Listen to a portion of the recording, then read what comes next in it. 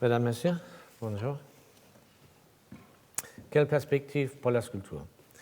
Lorsque l'année dernière, à un moment, on m'a proposé de donner le cours ici au Collège de France, j'ai longtemps hésité parce que je n'étais pas sûr, et je dois d'aller admettre que je ne le suis toujours pas, d'avoir suffisamment à dire pour remplir une cours d'une heure.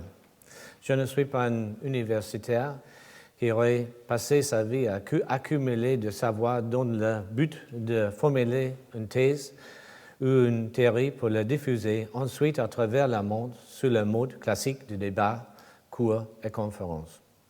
Au fil des ans, j'ai écrit quelques textes relativement modestes sur les thèmes qui se sont présentés au cours de mon travail. Si je les relis aujourd'hui, il y en a beaucoup que je vois maintenant différemment. Certaines choses sont naïves et, pire encore, embarrassantes. Sans doute parce que je croyais ardemment en ce que j'avais écrit à l'époque. J'ai donné plusieurs conférences au fil des années d'une durée d'environ 1 heure qui ont évolué vers une formulation standard de ce que je concevais comme le développement principal de mon travail et mes idées d'une certaine manière de l'esprit de mon activité. De plus, dans le contexte de mon travail dans les écoles d'art, j'ai eu de multiples occasions de m'informer personnellement sur certaines œuvres et des idées des artistes du passé et du présent, de débattre et de décrire presque chaque aspect possible de l'art et de la pratique de l'art. J'ai eu le privilège d'avoir eu beaucoup de grands artistes comme collègues et les côtoyant ainsi, j'ai eu l'occasion d'entendre leurs idées et opinions sur tout un éventail de sujets. Parfois, c'est un peu par hasard qu'on découvre à l'intérieur le monde de notre artiste. D'autres fois, c'était sur la base de conversations et de discussions auxquelles j'ai participé. Quelle que soit la position des artistes, elles sont très personnelles et toujours prises avec une grande conviction, défendues avec force, et il est compréhensible que bien souvent, il y a eu de grandes différences d'opinion. Cela m'a toujours impressionné que les artistes que j'ai rencontrés soient tous si différents les uns des autres, même si au fond c'est parfaitement naturel puisqu'ils sont tous connus pour faire quelque chose d'original. C'est presque comme si le parcourir le chemin qu'ils avaient choisi pour eux-mêmes les avait conduits dans un secteur où ils se retrouvaient seuls comme des experts dans un domaine d'intérêt qu'ils avaient déterminé pour eux-mêmes. Leur motivation, leur histoire personnelle, leur caractère et intérêt, les choses qu'ils ont vues se développer sous l'influence de leurs propres mains, et le cours et la foi sinueux et constant de pensée qui accompagnent chaque artiste en train de travailler, tout cela constitue l'ensemble unique des facteurs qui mènent un artiste à sa propre réalité qu'il s'est lui-même créée. Sachant combien l'acte créatif momentané est compliqué et imprévisible, il était sans doute très imprudent de ma part, il y a quelques mois, alors que j'en étais encore à envisager le sujet de mes cours, de choisir comme titre pour ce dernier cours « Quelle perspective pour la sculpture ?» Je crois que ça aurait pu être pire en l'appelant « l'avenir de la sculpture », comme si quiconque pouvait savoir l'avenir de quelque chose qui, dans une grande mesure, est passionnant parce qu'il n'est pas possible d'imaginer le développement futur. Et soit, dit en passant, si quiconque savait à quoi pourrait ressembler la sculpture dans le futur, il passerait sans aucun doute tout son temps dans son atelier. Il y a toujours eu des tentatives de prédire l'évolution de l'art en remettant à l'identification d'un thème, d'une tendance ou d'une forme ayant un potentiel de développement. Mais la plupart du temps, ces prédictions sont associées à un artiste ou un groupe d'artistes particuliers. D'ordinaire, ces stratégies portent l'empreinte de commissaires ambitieux et de médiateurs artistiques et échouent dès qu'elles ont été reconnues comme telles, la règle étant que toute stratégie en art est une mauvaise stratégie. Marcel Duchamp est souvent cité pour avoir été visionnaire et prophétique, un joueur d'échecs et maître stratège, mais dont l'œuvre, à mon avis personnel, est intelligente mais résolument tragique. Je me souviens que quand j'étais étudiant à Londres en 1971, il y avait une exposition Robert Morris à la Tate Gallery qui ressemblait un peu à un terrain de jeu d'aventure, beaucoup de matériel et peu de sens, mais chacun pouvait participer. Même à cette époque, ça avait l'air d'une idée désespérément nouvelle. En même temps, il y avait beaucoup d'excitation parce qu'on disait que Robert Morris tenait régulièrement avec des étudiants, des chercheurs et des artistes de think tanks qui étaient conçus pour poser les jalons de cours futurs de l'art. Cela faisait vaguement peur, mais je pense souvent combien il est gênant que l'on ait à peine entendu parler de Robert Morris et de son think tank par la suite. Les artistes définissent la forme, l'avenir dans le processus de travail, en vertu du fait que implicitement, dans chaque acte créatif accompli par quelqu'un, on ne sait pas ce que sera le résultat. L'art et la science ont en commun que l'issue de n'importe quelle vraie quête ou recherche ne peut être prédite ou préétablie.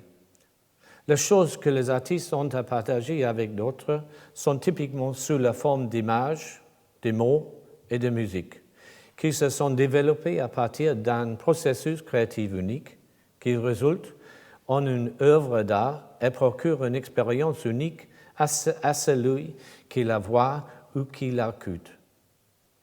Dans ma leçon inaugurale, j'avais exposé les principaux thèmes de questions qui se sont présentées d'eux-mêmes à moi tout au long de mon travail et qui ont fourni le sujet de 8 cours qui sont suivis. L'un des aspects les plus fondamentaux dans le regard, c'est la chose et de toute évidence la relation entre l'acte de perception et les pensées et sentiments qu'il engendrait.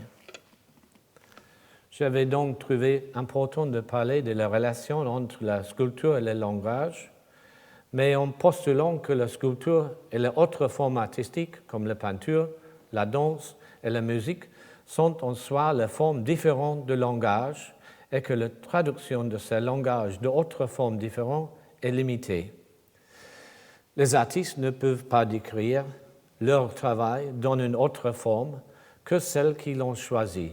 Et même si nous essayons, les critiques d'art en particulier, de trouver des mots pour toute chose, le message ou l'expérience vécue à travers une œuvre d'art est inhérent à sa forme matérielle unique. La limite à vouloir sculpter un morceau de musique ou à peindre un poème sauté aux yeux, mais pour les raisons tenant au principe technologique, les médias qui jouent un rôle tellement dominant dans nos vies, nous avons pris l'habitude d'écouter et de voir des textes et des images qui de plus en plus sont de succédonnées d'expériences de la vie réelle, donnant ainsi une plus grande crédibilité au concept de Marshall McLuhan selon lequel le message, c'est le médium. Il faut reconnaître que lorsque nous regardons les actualités, il y a pas mal de choses que nous sommes contents de ne vivre que par les médias. Mais en général, nous savons tous ce que les enfants veulent dire aujourd'hui lorsqu'ils disent « jouer à deux jeux ». Et en général, nous nous sommes habitués aux gens qui parlent de choses qu'ils n'ont jamais vues. Récemment, en m'entretenant avec un groupe d'étudiants, j'ai évoqué au moins 20 œuvres d'art différentes pour lesquelles ils avaient manifesté l'intérêt, dont ils sentaient qu'elles avaient un rapport avec leur propre travail, uniquement pour constater qu'ils avaient à peine vu l'un ou l'autre des œuvres mentionnées.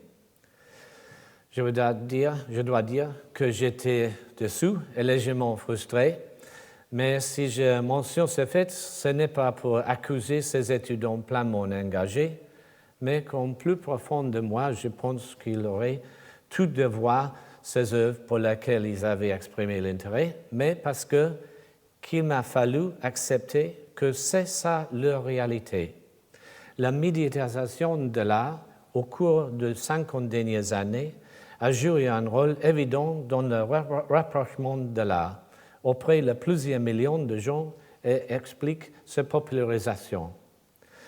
Dans le cours précédent, j'ai mentionné comment j'avais moi-même été témoin de nombreux toujours croissants de personnes impliquées dans l'art et c'est intéressant. Je suis conscient du fait que nous avons toutes les faiblesses avec l'âge de romancer le passé, mais je dois dire que ma première exposition personnelle dans la galerie non chauffée de Lützowstraße Situation à Berlin en hiver 1978, à laquelle n'ont assisté que le sculpteur Bill Woodrow, le galeriste et sa mère, reste dans mon esprit l'un de mes plus grands triomphes. Pendant les années 60, il y a eu un procès dans l'usage de la photographie, de la vidéo et du film pour documenter la sculpture faite en extérieur, sur la falaise côtière de l'Australie, dans le désert de l'Arizona ou dans le collier des Andes à Pérou, par exemple.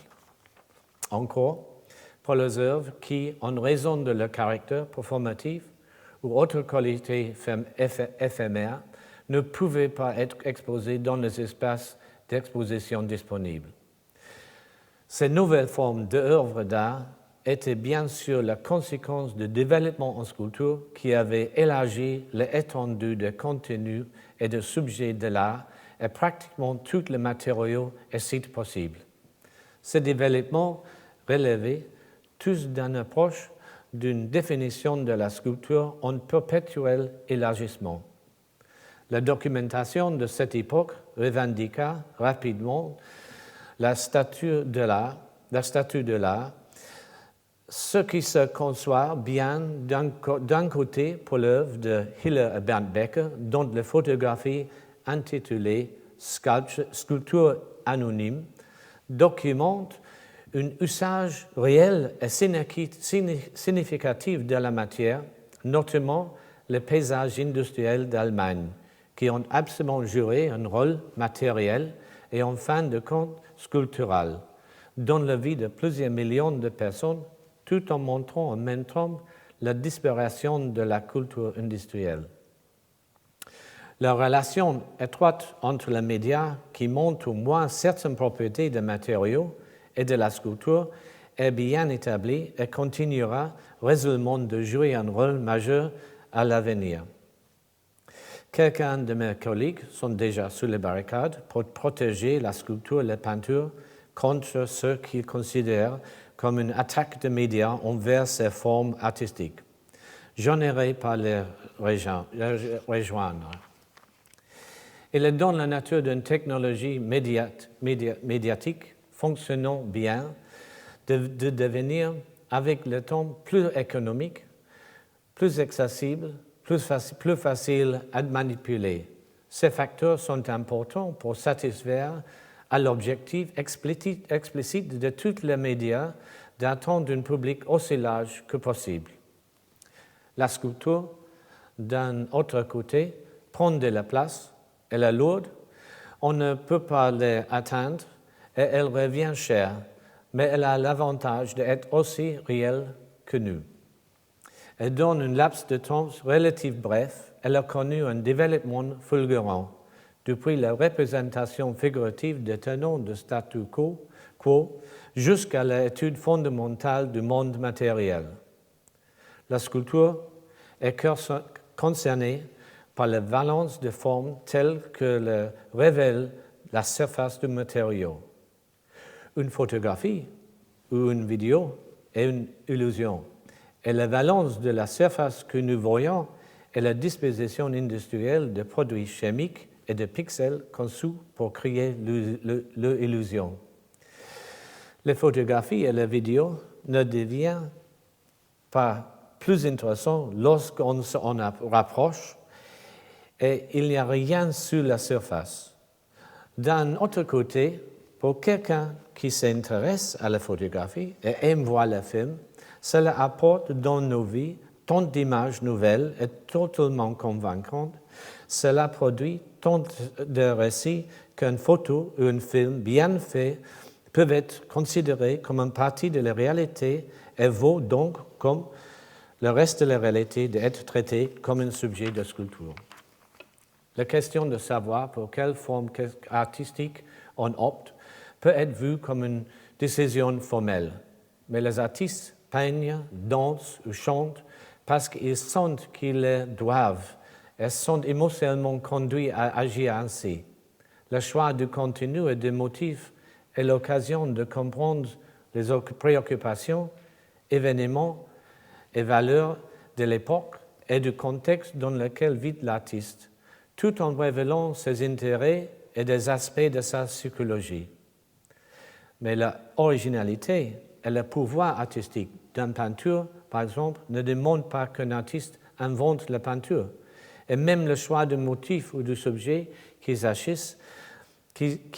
s'agisse de la figure humaine ou d'un paysage, sont accessibles à tous et sont utilisés par d'autres. Le point crucial en art, c'est la capacité à dégager quelque chose de pertinent dans la masse de thèmes de tous les jours, de conventions, événements et choses que n'importe qui d'autre peut voir, et de le présenter sous une forme originale qui permette aux gens d'avoir une nouvelle appréciation de compréhension de le monde.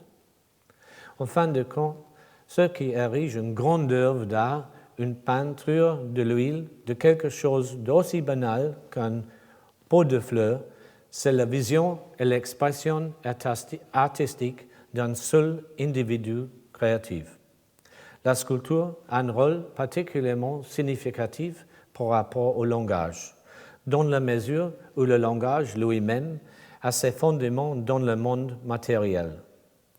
Notre expérience de la matière a fourni et continue de fournir un vaste éventail de propriétés différentes pour lesquelles nous avons créé le terme ad hoc afin de concevoir notre langage et par là nous penser. Le nombre de choses, la qualité, leur disposition et la signification qui en découlent ont formé notre vocabulaire. Le langage dépend du partage, dans une certaine mesure, des mêmes termes pour les mêmes choses, de sorte que les mots que nous utilisons pour indiquer cette chose puissent être compris par d'autres. En même temps, ça dépend des expériences et associations de chaque individu par rapport à une chose donnée sont différentes. Donc les mots, même s'ils ont généralement compris, ont un sens légèrement différent selon les personnes. Personne n'a d'aucune façon la même chose à l'esprit. Les choses importantes ont une quantité de langage qui leur sont associées et les choses sans importance, moins. Les choses dont nous savons rien n'ont pas de langage qui leur soit associé. Si un astronome est le premier à découvrir un objet dans l'espace, il est la seule personne à avoir la chose dans sa tête. Lorsqu'il la montre à une autre personne, il partage ses savoirs et ils doivent lui donner un nom. Le temps passant, cette chose devenant plus proche et beaucoup d'autres la connaissant, et la quantité de termes et d'activités mentales consacrées à la chose. Et si elle devait atterrir dans l'arrière-cour de quelqu'un, alors là, tout le monde en parlerait. La matière n'a pas besoin de venir de l'espace. La même chose s'applique un gros bloc de 10 kg d'argile enfoui sous terre depuis l'âge de glace. Les géologues sont sans doute le seul à spéculer qu'il pourrait être là, et les paysans ne remarquent pas un trou dans le sol parce qu'il y a quelque chose qui manque, sûrement parce qu'il existe physiquement. Imaginez qu'un sculpteur déterre ce morceau d'argile et l'emporte dans son atelier, puis commence à travailler avec, et en changer la contour et lui donne une nouvelle forme. Au bout d'un certain temps, il abandonne le morceau d'argile seul et établi, à la vue de n'importe qui rentrant dans la pièce. Il est alors devenu un morceau d'argile qui transmet désormais des idées et des émotions. La science et la sculpture donnent toutes les deux une signification à la matière. La connaissance de la science nous donne à propos de l'univers matériel change, tandis que les données scientifiques s'accumulent et que les théories changent, mais elles dépendent du fait que chacun ait fondamentalement la même information en tête. C'est pour ça que la physique scolaire est la même, quelle que soit l'école où on va, et pourquoi aussi les étudiants en sciences apprennent pendant des années la même chose que toutes les autres avant d'être en mesure d'avoir une idée originale. Finalement, la science peut être répétée et prouvée de façon objective. C'est une tentative collective d'expliquer notre réalité. L'art exprime le sens et la valeur de les termes qui sont associés aux formes matérielles. Ces termes-là, contrairement aux termes mathématiques qui sont la base de toute la science, sont différents. Pour chaque individu, elles peuvent être différentes des mêmes pour les mêmes personnes. Nul ne peut ou n'attendre le même résultat. Rien ne peut être répété ou prouvé de façon objective. Rien n'est définitif. C'est l'expression par un individu de sa réalité perçue ou subjective. Comme personne ne peut calculer si c'est mieux pour lui de manger un morceau de brie ou de camembert ou Stilton pour le déjeuner, ce sont les décisions subjectives qui déterminent pour nous tous, scientifiques ou artistes, la plupart des décisions auxquelles nous sommes confrontés dans la vie. Les scientifiques décrit la dimension de leurs origines, la fonction et la qualité matérielle de l'objet qui a atterri dans l'arrière-cour de quelqu'un, et l'artiste exprime sa réaction émotionnelle et crée la notion par association. La sculpture fait une sculpture d'un homme qui pense, et le scientifique nous dit que c'est fait de silicate d'aluminium hydraté qui peut contenir des traces de magnésium, de potassium, d'oxyde de fer. Ces deux approches, apparemment tout à fait différentes pour l'évaluation du monde matériel, sont toutes les deux essentielles et complémentaires. En révélant des fondements de la matière, la science peut nous fournir la connaissance pour tirer le meilleur profit de la matière qui nous entoure. Ce qui a coupé court à plusieurs spéculations fausses et onéreuses et des idées qui ont souvent été utilisées à mauvais escient par les gens sans scrupules, mais nous a adressé en même temps un tableau de notre position dans l'univers qui ne fait aucun doute sur la précarité de notre situation. L'art établit les valeurs esthétiques qui sont tout autant d'une nécessité biologique existentielle, nous aidant dans nos choix et définissant nos buts et valeurs, qu'une occasion de se réjouir de notre existence en tant que d'être doué d'intelligence et de réflexion.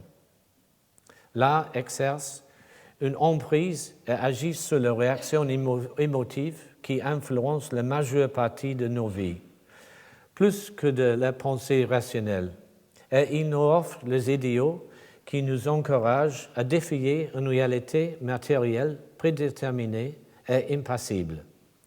Depuis le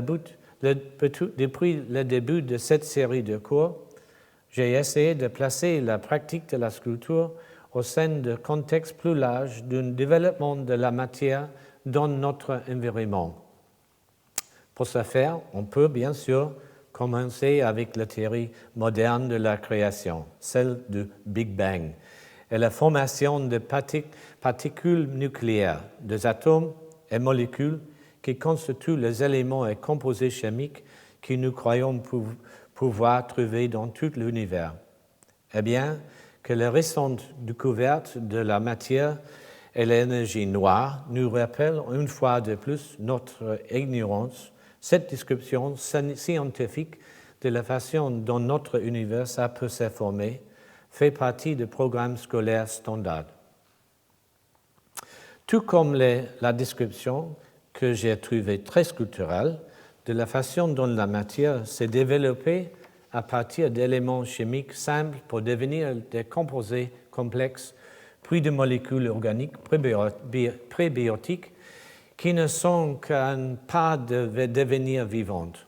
Sculpturales, parce que j'imagine toujours quelques grosses molécules organiques vautrées dans une soupe chaude d'éléments chimiques, réagissant et interagissant avec les autres molécules, et changeant ainsi d'allure et de forme, et à chaque nouvelle forme ou position, même pose, elle devient une nouvelle matière avec des caractéristiques différentes et qui nous donnent un nom pour nous aider à les distinguer les unes des autres. C'est alors sûrement que démarre l'histoire fabuleusement complexe du développement des organismes vivant sur cette planète, ce que nous appelons l'évolution. Un développement matériel d'une complexité si imposant qu'il défie notre imagination et qui semble même tellement insaisissable pour certains qu'ils préfèrent ne pas y croire. Outre toutes les formes matérielles qui nous entourent, il y a des milliers de nouveaux matériaux que nous avons fabriqués nous-mêmes.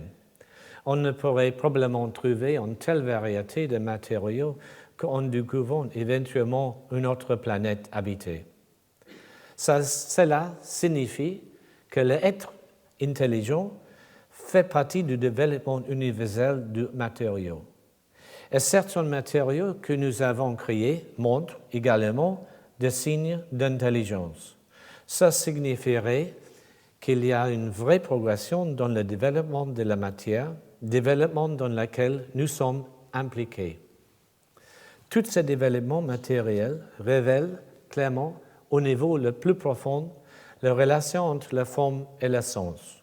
Chaque forme différente est une chose différente, avec un nom différent, avec une conséquence différente pour nous, et donc avec une signification différente. Changer la forme signifie lui donner un nouveau nom, une relation différente et un sens différent. En un mot, c'est de la sculpture. L'immense variété de formes que la matière a prises ou essaie de prendre en cherchant le plus adapté pour survivre au gré des contingences suggère un potentiel de possibilités non réalisées encore plus grand, peut-être même infini. De même que les artistes, aussi bien dans le passé que dans le présent, se sont tournés vers l'objet de phénomènes naturels, le tournesol, le coucher de soleil, le paysage, comme sujet ou inspiration pour le travail, cette masse apparaissant naturellement de formes non réalisées est devenue un motif et une source importante en art, tout en acceptant le principe que les formes sont les conséquences d'un certain ensemble de conditions. Il est logique que la réciproque de ce principe causal et formal signifie que toute forme nouvelle créée pose ou propose un nouvel ensemble de circonstances. Toute fiction et récit fantastique, de Iliade et de Théogonie au voyage de Gulliver, Alice au pays de Mavier, ou juste Avatar, se base sur la définition de formes vivantes qui n'existent pas, dont les attributs quand le prêtre détermine le terme sur lequel se base une nouvelle réalité. Depuis ses débuts, il y a des dizaines de milliers d'années, et notamment au tout début du développement de l'homme moderne, la sculpture, qui peut être considérée ici comme la représentation de la plus durable de toutes les formes artistiques, s'est toujours occupée de représenter la non-existante. Au fondement des civilisations les plus anciennes s'est trouvée la créature mythique, étant reconnu que toutes les créatures vivantes ont des attributs qui leur ont permis de survivre et qu'elles possèdent une force vitale, un esprit ou une âme qui s'exprime sous la forme de leurs différentes apparences physiques. Les humains sont toujours dû reconnaître, comme nous le faisons aujourd'hui, que leur capacité à maîtriser les éléments était limitée et que c'était d'autres forces qui agissaient en arrière-plan de la réalité environnante. Toutes les formes artistiques ont été utilisées pour donner des images de ces forces et de ces mages, qui ont été créées par toutes les cultures sur chaque continent et à toutes les époques, procèdent d'un ensemble de références généralement restreintes. Il ressemblait souhaitable, sinon totalement logique, que ces forces aux dieux qui aient quelque ressemblance avec l'homme, que ces personnifications qui en résultaient usurpent certains pouvoirs des animaux qu'ils respectaient, et que les actions et motivations à agir soient basées sur les idées, valeurs et émotions également semblables à celles des êtres humains. Dans le passé, la sculpture a été définie et limitée à la fois par le choix de subjets et par les matériaux disponibles. Le principal motif était évidemment les êtres humains et les animaux, notre propre figure étant toujours ce que se comprend la chose qui nous concerne le plus. Tandis que le rapport, l'homme et l'animal a toujours touché à l'existence tout en ayant une signification métaphorique et spirituelle. Faire de la sculpture figurative est une manière de réfléchir sur notre état, sur les conditions de notre existence et sur notre sort ou notre destinée possible. Il n'est pas possible de représenter la figure humaine aujourd'hui en copiant seulement l'extérieur d'un modèle idéalisé avec l'effet de peau, de muscles et de os. Nous connaissons notre génétique et notre biologie, notre évolution, notre histoire, contexte social, subconscient, nos rôles politiques, économiques et écologiques. Et nous nous voyons apparentés à tous les autres êtres vivants avec lesquels nous partageons notre planète, ici et maintenant, et qui n'a jamais existé. Lorsque l'on regarde le dessin de William Blake, on a parfois l'impression qu'il a découvert l'évolution avant Charles Darwin. Néanmoins, l'évolution et la génétique ont fourni un modèle pour des modifications qui allaient donner plus de pouvoir aux êtres humains et qui ont engendré une large caste d'êtres supérieurs, améliorés, n'ayant rien de mieux à faire que de tabasser une bande de petits délinquants. C'est pathétique, mais inoffensif, comparé aux réelles possibilités que nous avons aujourd'hui de modifier la forme de la vie qui nous entoure. En aucun cas, je ne voudrais laisser entendre que les artistes devraient être autorisés à intervenir dans la modification génétique, bien que j'ai souvent pensé que la conséquence logique du travail de Damien Hirst serait qu'il se clone lui-même. Mais je ne crois pas non plus que le pouvoir de modifier biologiquement la planète devrait être entièrement laissé aux mains des scientifiques sous le contrôle de politiques et d'hommes d'affaires. Il serait naïf d'imaginer que cela pourrait être empêché et c'est trop tard pour l'interdire, puisque ça se passe déjà. Ça sera bien sûr hors de portée des sculptures d'aujourd'hui, mais si les artistes considèrent sérieusement que leur rôle est de changement, que le rôle est de produire des changements significatifs dans la matière, c'est au moins quelque chose qui nous conduit à repenser le rapport entre l'art et la science et la technologie. La science est la meilleure méthode que nous ayons développée pour observer et analyser notre réalité matérielle. Les bases pour un meilleur usage de la matière nous sont données par la science et la technologie. La science et la technologie ont eu de nombreux effets positifs sur notre existence, mais elles donnent aussi à la politique et au commerce le pouvoir et les moyens de détruire l'environnement naturel. Nous laissons dans une réalité matérielle tristement répétitive et oppovrée. Rien n'existe sans cause. Il y a un univers entier pour lequel nous sommes constamment à la recherche de causes. Les choses que font les êtres humains sont causées par une stratégie de survie constante à utiliser des matériaux autres que nos propres corps pour nous donner plus de pouvoir sur la matière qui nous entoure. Les règles et le mécanisme de l'utilitarisme pur sont très stricts. L'outil le plus efficace servit avec son propriété jusqu'à ce qu'on s'agisse un meilleur pour reprendre sa fonction. Et si nous ne sommes pas en possession de le meilleur outil, quelqu'un d'autre a potentiellement de l'avantage sur nous.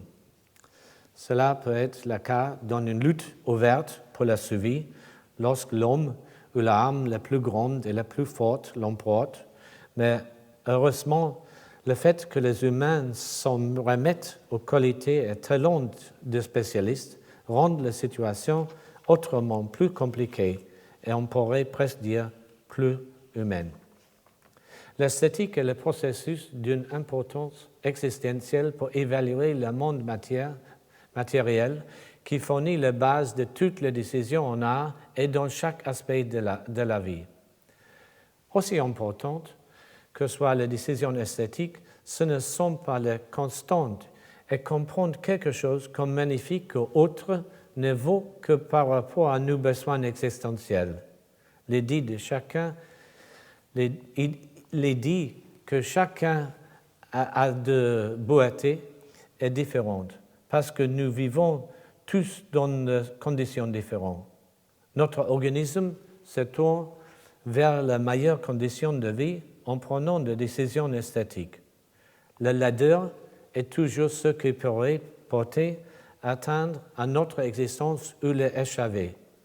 La plus grande menace pour notre existence est un environnement formé par un capitalisme global et radical, technologiquement assisté, qui n'a d'autre mortal que la cupidité. La sculpture n'est pas là pour décorer le raté de l'urbanisme, et il ne s'agit non plus de mettre la sculpture dans la forêt pour la rendre plus intéressante.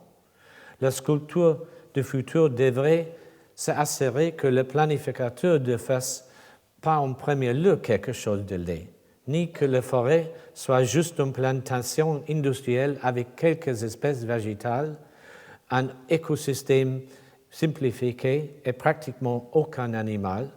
Avec le rationalisme de l'environnement et la destruction de niches biologiques, nous observons quantité d'espaces animaux en train de s'atteindre.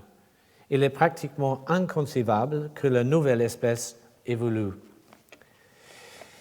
Il n'y a absolument pas de réponse immédiate, mais des solutions créatives sont nécessaires et elles ne viendront pas des mêmes personnes qui ont créé tout ce désordre.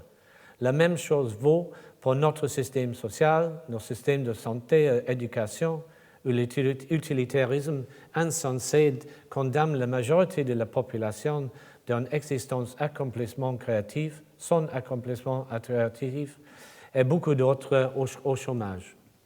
Cela peut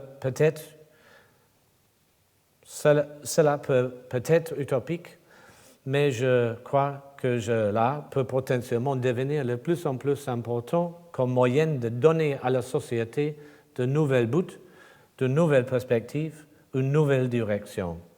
Je ne crois pas que l'artiste serait le mieux scientifique, ni inversement. En fait, j'ai une grande aversion contre l'actuel lubie de l'art pseudo-scientifique, mais la séparation et le manque de discours entre la science et l'art ont conduit à une perte de compréhension de la science et de la part des artistes et un manque de compréhension de la part des scientifiques qu'il y a bien plus de l'existence humaine que de seulement savoir de quoi nous sommes faits. Je ne suis pas croyant et je suis donc inclin à accepter et à saluer les explanations que nous donnent les sciences sur les origines de l'univers ou même du multivers. Ma conviction repose sur la nature sublime et la complexité imposante du monde matériel, même si cela ne répond à aucune question, mais en pose encore plus. Indépendamment de savoir quoi est la plus intelligente parmi nous, nous arrivons tous à un horizon au-delà duquel nous sommes guidés par nos croyances. Nous acceptons donc que toute la croyance soit irrationnelle et probablement fausse, mais qu'elle fasse partie intégrante de l'existence humaine et soit en un sens incontestable. Il est donc surprenant qu'elle soit la source de tant de contentieux. Il est logique que certains essaient, presque avec excès, de visualiser leurs croyances, et tout aussi logique que d'autres interdisent de telles représentations. La loi de la physique nous montre clairement à quel point la plus grande partie de notre existence est prédéterminée. Cela dit, à un niveau humain, nous sommes tout affairés à planifier notre avenir et moi, je suis là en train de parler de perspective de la sculpture, bien que cela soit aussi sans aucun doute prédéterminé. Ce que soulevait des questions relatives à la cause, la raison et la force conductrice derrière la qualité apparemment innée de la matière, pour se vivre et se déployer en des formes toujours plus entropiques. Un autre sujet d'intérêt pour la future sculpture touchera certainement au fait que bien que la sculpture soit une réponse à la matière, elle dépend aussi dans une certaine mesure de notre connaissance du matériau, ce que peut être important s'il agit d'une pierre particulièrement solide ou un serpent à sonnette. L'une, comme l'autre, n'a pas changé d'apparence de ces 100 dernières années. La différence étant qu'il existe sur les deux un volume de connaissances autrement plus vaste aujourd'hui. La géologie, la biologie, l'histoire et la chimie créent un monde d'informations sans cesse croissant. Les quarks, l'atome, le boson de Higgs, le virus, le photon, la gravité, la deuxième dimension, les cordes, le pulsar, idée, théorie, occasion, émotion, la réalité virtuelle sont le nouveau sujet invisible de l'art. Sans devoir être scientifique et sans avoir la connaissance scientifique spéciale, nous sommes soumis aux résultats de la science et de la technologie qui dictent presque tous les aspects de nos vies, à tel point que nous ne pouvons imaginer le cas et ne pourrions probablement y survivre longtemps si tout le développement matériel qui nous aide au quotidien nous faisait défaut et nous renvoyer à ce qui peut être considéré comme un état naturel.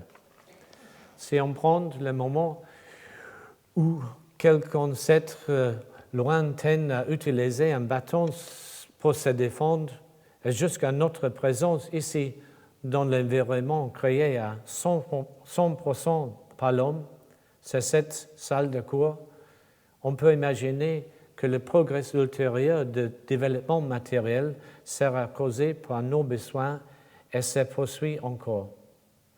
Je trouve cependant important de voir ce développement non pas seulement comme l'histoire de quelque chose d'exclusivement humain, mais comme relevant d'une propriété générale de la matière. Chaque être vivant est un produit de son environnement Il est donc aussi bien une modification de la matière qui l'entoure, qui lui-même modificateur est de cette matière. Prendre un bâton et se tenir sur le sol, respirer l'oxygène, vivre dans un arbre, manger une pomme, construire un nid, creuser une galerie de souterrain, un rayon de miel, le barrage d'un castor et un oiseau avec un brindille dans le bec sont autant de prolongements matériels qui facilitent la survie. Tout comme construire une maison, porter une bague, conduire une voiture, se mettre du plafond ou porter un portefeuille sont les prolongements matériels qui nous donnent de pouvoir sur notre entourage. La sculpture est un extraordinaire prolongement matériel d'existence humaine. Je suis là aujourd'hui en tant qu'homme de 64 ans, pesant 75 kilos, mais mon prolongement en sculpture pesait plusieurs temps et plus que moi et survivre l'étendue de ma propre vie. J'ai passé la plus grande partie de ma vie à essayer de faire en sorte que la matière fasse ce que j'ai envie qu'elle fasse. Mais en fin de compte, je me demande si ce n'est pas plutôt moi qui ai fait ce que la matière m'a dit à faire. La matière attend de nous tout être formée et de nous former. La sculpture a un aspect évolutionnaire indéniable et il reste à voir ce que c'est vivre. Le rôle de la sculpture dans la société et la relation de sculpture avec le public a pris de nombreuses formes différentes dans le passé. L'artiste a été artisan, serviteur de Dieu, médiateur pour les riches et puissants, académique, rebelle, révolutionnaire, poète, fou, génie, réformateur social, dictateur de valeurs esthétiques, visionnaire, historique, politicien, philosophe, psychologue, icône nationale, clown, amuseur et entrepreneur. Le cœur de ce rôle, la sculpture jouera-t-il à l'avenir, est impossible à dire. Mais nous vivons une époque dans laquelle l'art a endossé un rôle majeur pour la société, pas seulement en créant les formes et contours du présent et du futur, mais en élargissant l'étendue et le regard porté sur les valeurs, sujets et contenus portés à l'attention du public. Des artistes comme Joseph Beuys et de Mario Merz furent de les années 50 parmi les premiers à faire des rapports de la Rome avec la nature à l'environnement en question importante. Plusieurs artistes ont abordé le sujet du subconscient, de la sexualité et divers aspects des rapports humains, tandis que le travail d'autres artistes est le symptôme, pour ne pas dire l'incarnation de transfiguration, toujours irrésolu de la modernité, du constructivisme et du postmoderne. La nature globale de l'art était déjà bien établie vers la fin des années 60. Les commodités artistiques ont transformé de nombreuses situations sociales et urbaines. Et l'art continue à jouer un rôle majeur de libéraliser dans nombre de sociétés du monde, comme il l'a fait aux États-Unis et en Europe ces 100 dernières années. Le manque d'inertie de développement artistique suscite intérêt et motivation chez beaucoup de personnes et influence les buts et l'orientation de la société en général. En fait, le cours actuel de l'art est tel, dit-on, qu'il viendra se substituer à la religion en créant une communauté, une identité des habitudes, des valeurs et de moyens émotionnels et subjectifs d'expliquer ou d'affronter toutes ces choses que l'on ne peut pas savoir sur la réalité et sur notre existence. Si jamais cela devait être le cas, je crains que, comme dans toute religion, son institutionnalisation et sa formalisation pourraient rapidement conduire à une perte de sens spirituel et aboutirait en cesse-abus de pouvoir coutumier du clergé. De fait, Beaucoup de signes évidents montrent que la culture n'est plus aux mains de gens qui la fondent, mais de plus en plus sous le contrôle de gouvernements et autres autorités comme les médias et le commerce, qui, en nom de son consensus, de l'économie et du contrôle de qualité, sélectionnent l'œuvre qui convient le mieux à leur programme. À certains égards, on peut dire que l'art est devenu victime de son propre succès, mais la situation n'est certainement pas dire que par la passé. On peut croire que ce sont la diversité de la multiplicité de différentes directions et débouchés pour l'art, ainsi que la force de l'expression artistique individuelle qui prévaudront. Mais pour le moment, il y a une lutte réelle pour capter l'intérêt d'un public qui est encouragé par les médias, ce qui signifie invariablement au niveau des technologies un niveau le plus bas possible de contenu et d'expression artistique. Beaucoup d'artistes emploient désormais des cabinets de relations publiques pour promouvoir leur image et la tendance est au gigantisme. Ils vont jusqu'à le recours, là encore, à des structures économiques qui couvrent tout le champ possible et des interventions médiatiques qui attirent de vastes audiences, lesquelles s'émerveillent devant la nouveauté, la dimension et la participation possible, mais ne réalisent pas toujours la vacuité de l'œuvre. La sculpture est une activité humaine rare et un produit humain très rare, principalement parce qu'elle utilise les matériaux et des fins non utilitaires. Sans utilitarisme dictant comment faire avec la matière, les seules règles qui guident la fabrication d'une forme sont les critères artistiques. Plus la sculpture contribue à servir le design et l'architecture, plus elle ressent le besoin de s'attirer l'attention des masses, plus elle fait des figures comiques et raconte les futilités pour divertir le public, plus elle perd sa liberté. La sculpture est également capable, évidemment, de faire toutes ces choses, mais elle peut encore en faire tellement plus. D'un autre côté, la liberté en sculpture ne doit pas l'autoriser à créer la forme aléatoire ou insensée. La liberté est pouvoir établir c'est pouvoir établir ses propres règles. L'art est seulement l'expression que nous utilisons pour les règles, des conventions et idéaux qui régissent et guident la fabrication de choses ne faisant pas partie de notre culture utilitaire. Il y a une flopée de nouvelles techniques désormais disponibles pour faire de la sculpture et qui lui enlèvent certainement l'aspect traditionnel du travail laborieux. Ces inventions, comme le fraisage ou la conception assistée par l'ordinateur et l'impression de 3D, offrent certaines facilités qui encouragent certainement beaucoup plus d'artistes à se mettre à la sculpture.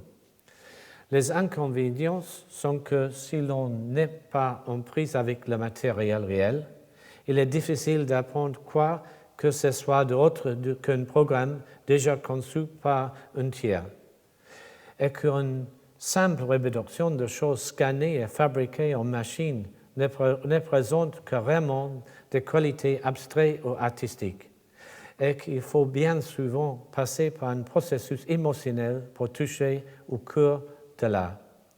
Ces nouvelles techniques et beaucoup d'autres qui se présenteront à l'avenir donneront à la sculpture non seulement de nouvelles moyens techniques, mais aussi de nouveaux horizons. L'investigation ou l'investissement du monde matériel n'est nullement à ses fins.